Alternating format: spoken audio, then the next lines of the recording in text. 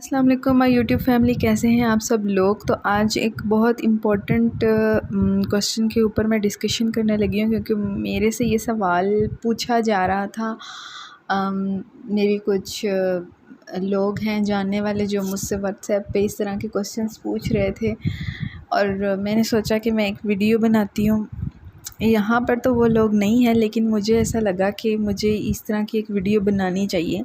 बहुत सारे लोगों के दिमाग में ये वाले क्वेश्चंस होंगे, तो ये वीडियो ख़ास उन लोगों के लिए है जो ये सोचते हैं कि हम पे किसी ने जादू कर दिया है, या हमारे किसी ने कोई चीज़ बंद कर दी है और यही उसकी रीज़न है कि हमारा ये वाला काम नहीं हो पा रहा। तो जैसे कि ये क्वेश्चंस होते हैं कि मैं बहुत कोशिश कर रही हूँ, मेरे घर वाले बहुत कोशिश कर रहे हैं, पर रिश्ता नहीं हो रहा। और आज का जो मेन टॉपिक वो यही है, लेकिन मैं इसमें एनर्जी से डिस्कशन करूँगी और एनर्जी से ही रिलेट करके समझाने की कोशिश करूँगी ख़ुद को भी, और मैं ये सब एक लाइफ पर्पस के तौर पे कर रही हूँ।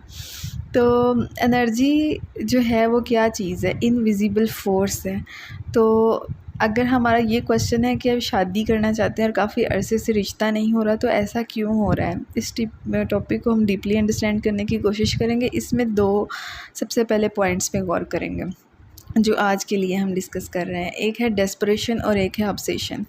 डेस्परेशन यानी वेट की एनर्जी, या आप किसी चीज़ के बारे में डेस्परेट होते हैं कि हाँ हमें ये चीज़ चाहिए, ऐसा हो, तो वो आप मुसलसल उसका एक इंतज़ार होता है आपको कि ऐसा होना चाहिए, ऐसा क्यों नहीं हो रहा, ऐसा हो।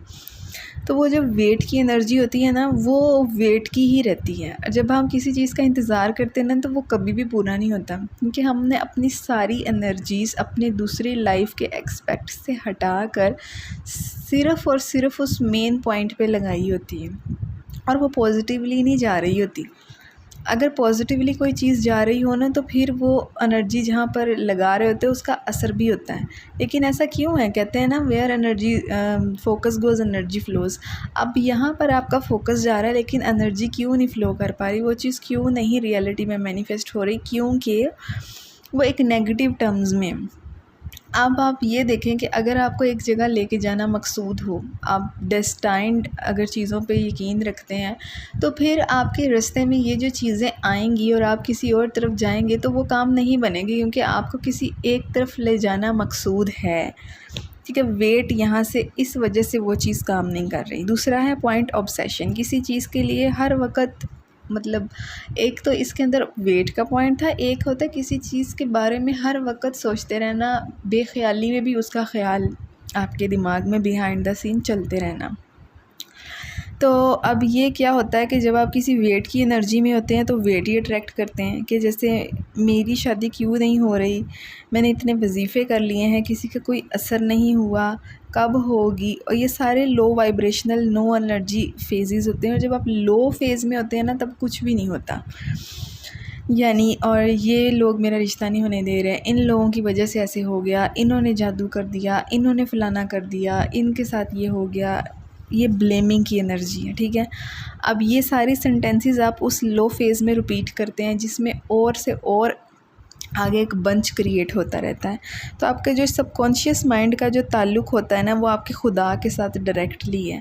ये बात हमें ज़रूर याद रखनी चाहिए। ठीक है, जैसे कि आप कभी कोई तस्बीह पढ़ने की आदत बना लेते हैं, तो उसके बाद आपको ना भी पता हो तो आपकी ज़ुबान पे ऑटोमेटिकली वो तस्बीह चलती है। बाज़ औक़ात नींद में भी आप कुछ वही तस्बीह पढ़ रहे होते हैं। ठीक है, तो वो क्यों होता है, उसकी यही वजह होती है। और उसके बाद माइंड में बार बार जब आप ये चीज़ सोचते हैं, ये चीज़ बोलते हैं कि ऐसा मेरे साथ हो रहा है, ऐसा हो रहा है, तो वो रिक्रिएट हो रहा होता है। जितनी दफ़ा बोल के आप समझ लो डाल रहे हैं ना, तो एक बाल्टी में आप कलेक्ट करी जा रहे हैं, जो आपकी, समझ लो आपने किसी को तोहफ़ा देना है, अपने आप को ही देना है। एक वैसे ही लगाओ, एक तोहफ़ा देना है, अब वो जो बोलेंगे ना वो तोहफ़ा है, उसमें वो फूल लगी जाएंगे। तो अब ऐसे वाले फूल लगेंगे तो फिर वैसा ही तोहफ़ा आप सामने वाले को देंगे ना।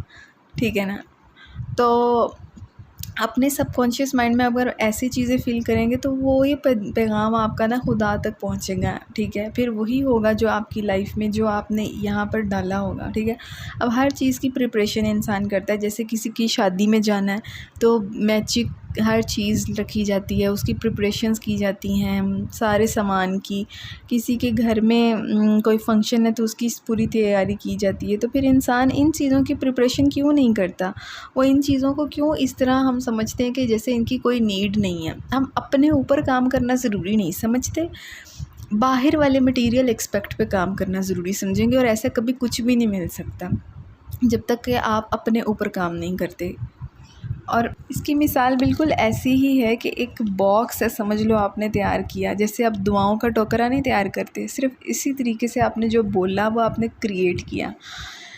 तो वो आपने समझ लो एक बैग तैयार किया और उसमें जो भी बोल रहे हैं ना, जो भी नेगेटिव हो रहा है वो भी बोल के आप समझ लो वो उसमें जाई जा रहा है बॉल्स की शक्ल में। अब जो उसमें भर रहे हैं ना वही आपको खोलेंगे तो आपको वही मिलेगा।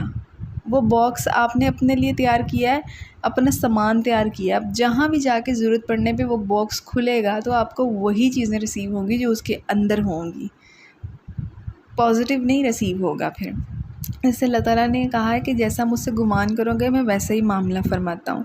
और ये बात हमें हमेशा याद रखनी चाहिए कि जो लोग यहाँ पर लाइफ कोचेज़ हैं जो मटेरियल एस्पेक्ट्स को डिस्कस करते हैं और वो ये कहते हैं कि हमारा ईस्टर्न कल्चर है या हमारा वेस्टर्न कल्चर है तो उसके मुताबिक ऐसा होगा, इस मुल्क में ऐसा होता है तो फिर वहाँ पर चीज़ें ऐसी होती हैं, हमें उनके मुताबिक चलना चाहिए, उनके मुताबिक चीज़ों को अंडरस्टैंड करना चाहिए।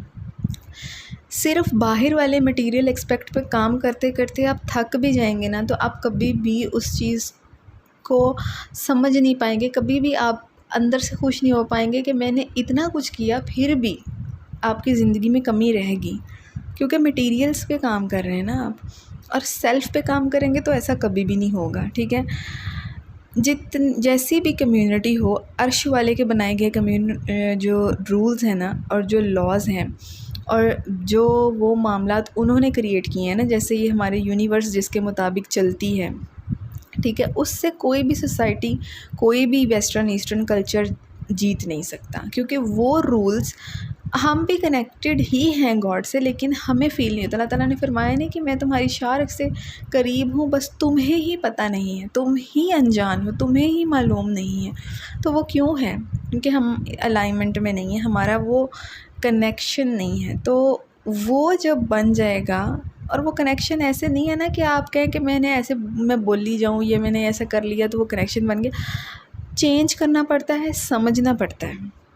हम बाहर वाले मटेरियल एस्पेक्ट्स के ऊपर बहुत गौर करते हैं, सास ने ऐसा कर दिया तो ऐसा हो गया, उसने ये करवा दिया तो ऐसा हो गया, उसने ये कर दिया तो ऐसा हो गया, लेकिन आपने कभी अपने ऊपर गौर ही नहीं किया। कभी डीप में जाएं अपने और अपने आप से सवालात करें जिस बेस पर आपको पता चलेगा, और अपने डर लिखें, अपनी सोचें लिखें, तो आप एनालाइज़ कर पाएंगे कि कितना कुछ है आपके अंदर जो जिसकी वजह से आज आपकी ज़िंदगी में ये सारी चीज़ें जो हैं वो हो रही हैं, ठीक है।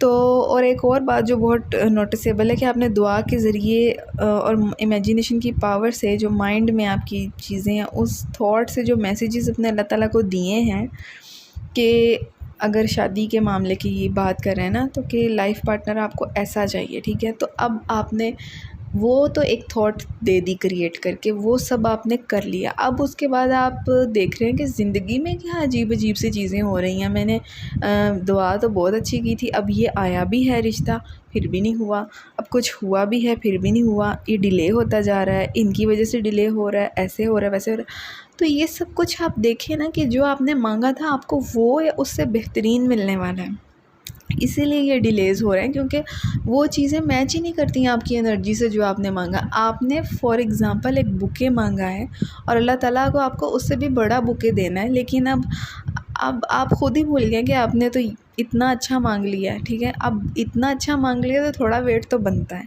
इतना अच्छा मांग के और अब आप बाहर मटेरियल एक्सपेक्ट को देखना शुरू हो गए, अंदर से अनजान हो के फिर बाहर आ गए और फिर आप कह रहे हैं देखो ये आया भी था फिर भी नहीं हुआ, ये हो भी गया था फिर भी नहीं हुआ, डिले हो रहा है, इन्होंने कुछ करवा दिया होगा या इन्होंने कुछ करवा दिया है।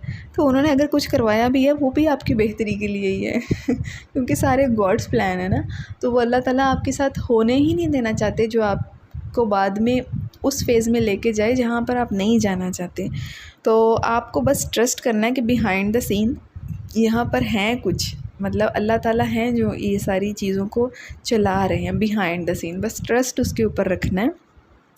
तो जब भी आप उस डिवाइन पावर पर इतना भरोसा कर लेते हैं तो फिर वो आपका कभी भी भरोसा टूटने नहीं देता। और जैसे कि कुरान पाक में कि एक चीज़ तुम्हारे लिए अच्छी है और वो तुम्हें नापसंद है, और एक चीज़ तुम्हारे लिए बुरी है और वो तुम्हें पसंद है। तो इसी के साथ अपने आप का रखिए बहुत सारा ख्याल, अपने आप को प्रायोरिटी दें और अपने आप पे बहुत ज़्यादा काम करें। मटेरियल एक्सपेक्ट से गाफिल हो जाएं थोड़ी देर के लिए, उसको बंद कर दें। अपने अंदर की दुनिया को आबाद करने के लिए बाहर की दुनिया से आंखें बंद करनी पड़ती हैं, तो वह ऑटोमेटिकली आपको हर चीज़ का सलूशन खुद से ही मिलने लग जाएगा। और अपने आप का रखिए बहुत सारा ख्याल, अपने आप पर तवज्जो दें, अपने लिए काम करें। सेल्फ़िश की बात नहीं है, ये सेल्फ़ लव की बात है। इसको भी लोग डिफ़रेंट पर्सपेक्टिव से देखते हैं। अपने ऊपर काम करें और अल्लाह ताला से बहुत मोहब्बत कीजिए और उनको प्रायोरिटी दीजिए। और दुरूद शरीफ ज़रूर पढ़ें। ये मेरा इम्पोर्टेंट मैसेज था कि दुरूद इब्राहिमी को अपनी ज़िंदगी में शामिल करें और एक दफ़ा प्लीज़ दुरूद इब्राहिमी पढ़ लें। और अल्लाह हाफ़िज़।